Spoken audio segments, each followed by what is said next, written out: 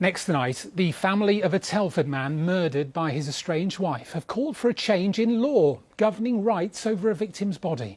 Kyle Pugh was murdered by Amy Pugh over 3 years ago, and his family say they had to fight and spend thousands of pounds to prevent his body being released to her before she was charged.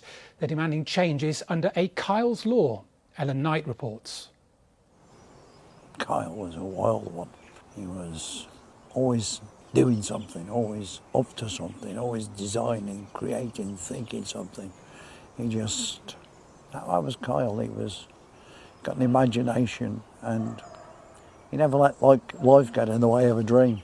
Amy Pugh murdered her husband Kyle in March 2022, and earlier this year she was sentenced to 14 years in prison. During the trial, their relationship was described to the court as volatile and toxic, with escalating violence from both parties.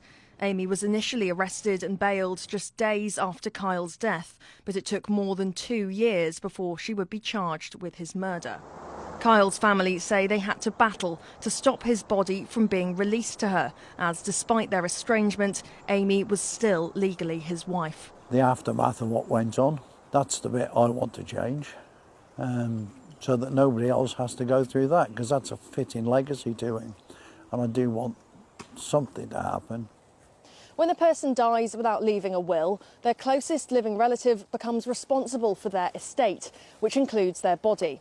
And the next of kin hierarchy means that spouses come before parents and other relatives. Kyle's family want this to change, in circumstances like theirs where the spouse has been arrested on suspicion of murder.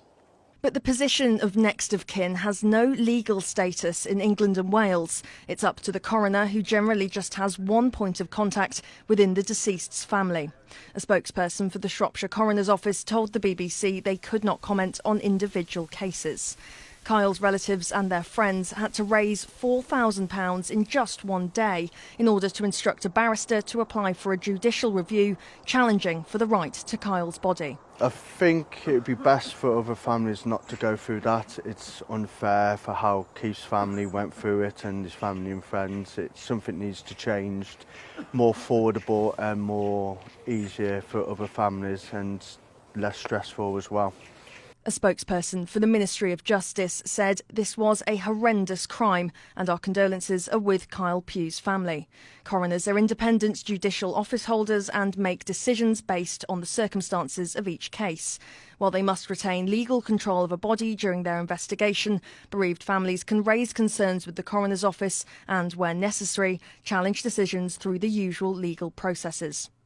More than 3 years after his death, Kyle's family and friends have seen justice served, but they feel their grieving came at a price that's prohibitive to working-class families.